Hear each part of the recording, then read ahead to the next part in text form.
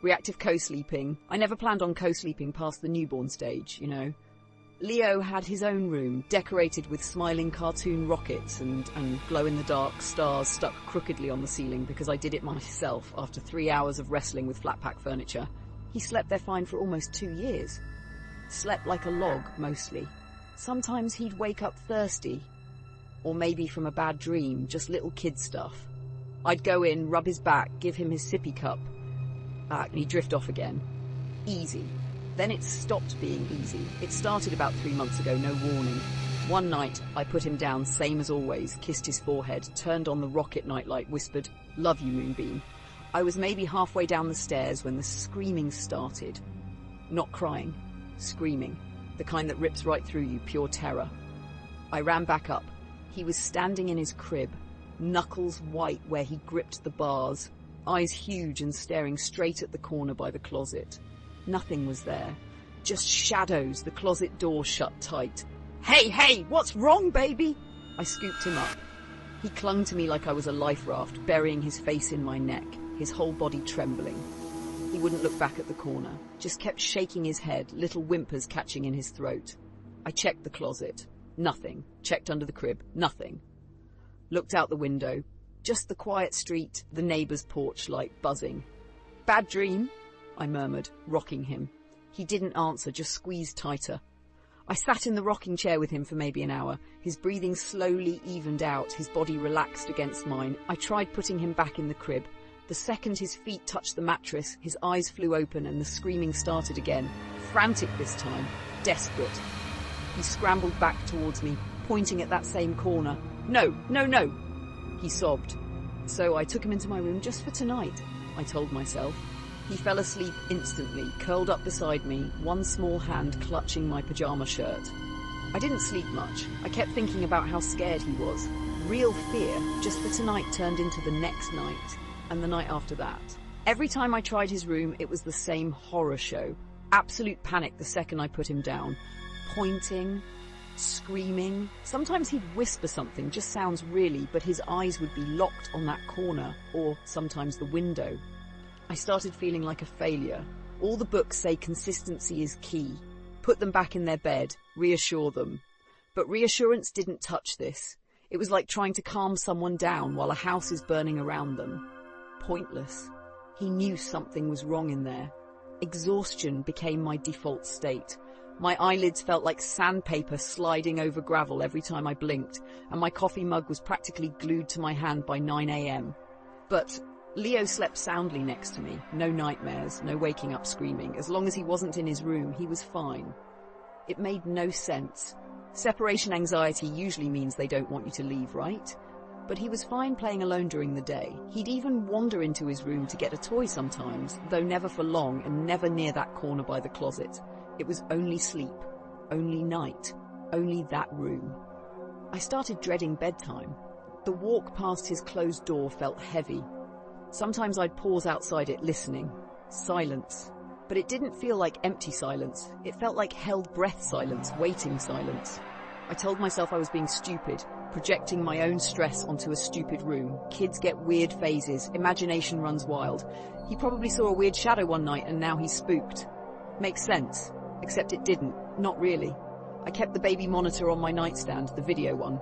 Habit, I guess. One night, maybe 2 weeks into our unplanned co-sleeping arrangement, I woke up needing the bathroom. Leo was breathing softly beside me. On the monitor screen, his empty room was cast in the weird green-grey night vision. I saw the rocking chair, the crib, the changing table, everything still. Then I heard it through the speaker. Faintly. Static mostly, but underneath, a sound, like whispering. Very low. Too low to make out words. I froze, listening.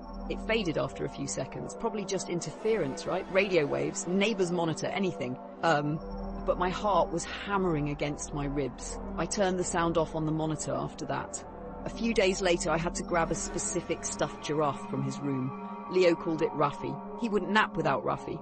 I opened his door in the middle of the afternoon. Bright sunlight streamed through the window, dust motes dancing. It looked like a normal kid's room, cheerful, except it felt cold. Not just cool, but cold. A damp sort of chill that sunk into my skin, even though the rest of the house was warm.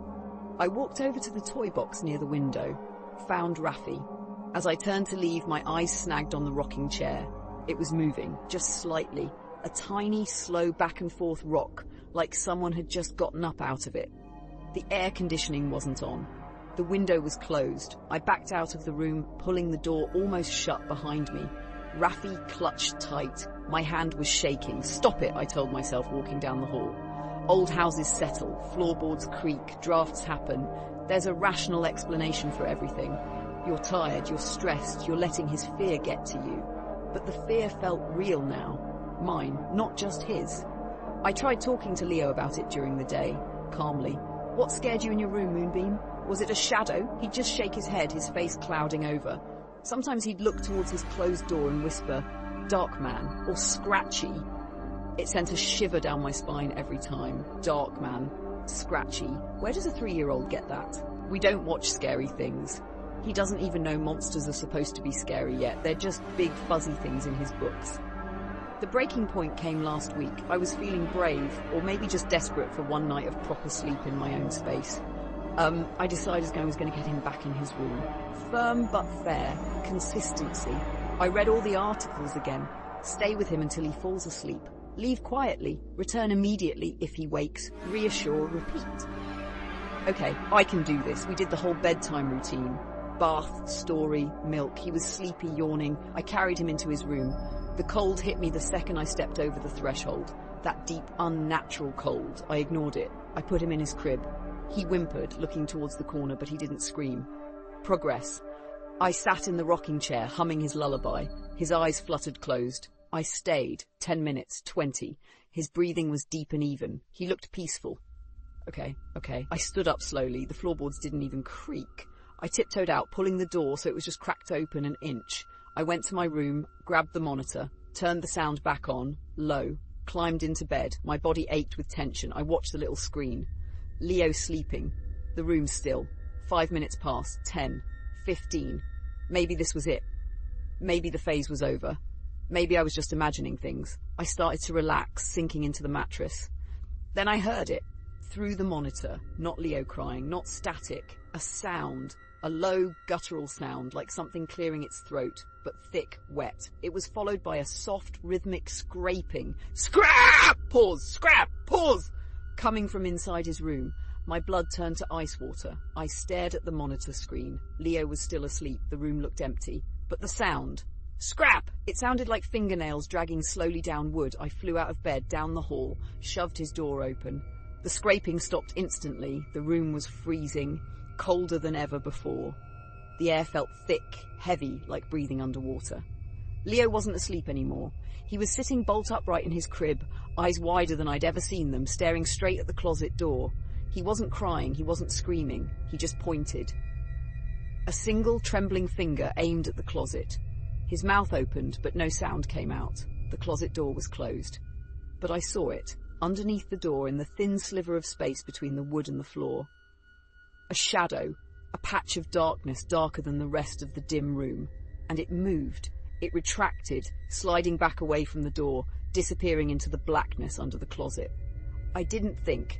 I grabbed Leo out of the crib. He felt ice cold. I ran out of the room, slammed the door shut behind us. Hard. The latch clicked loudly in the suddenly silent hallway. I ran into my room, locked the door. We huddled together on my bed, shaking. Both of us. He finally started crying then, burying his face against me. I held him tight, listening. Listening for any sound from the hall, listening for the scraping, nothing, just the frantic thump of my own heart. We sleep in my room now, every night. The door to his room stays closed. Always. I stuffed a towel along the bottom crack. I don't know why, it just felt necessary. Sometimes late at night when the house is completely quiet, I think I hear things, faint scratches, a soft thump, like something bumping against the inside of his door. Maybe it's just the house settling, maybe I'm losing my mind. But I look at Leo, sleeping peacefully beside me, safe, and I know I can't test it. We needed to co-sleep. We still do. It's not about comfort anymore. It's about keeping that door shut, and keeping whatever is behind it in there. Alone.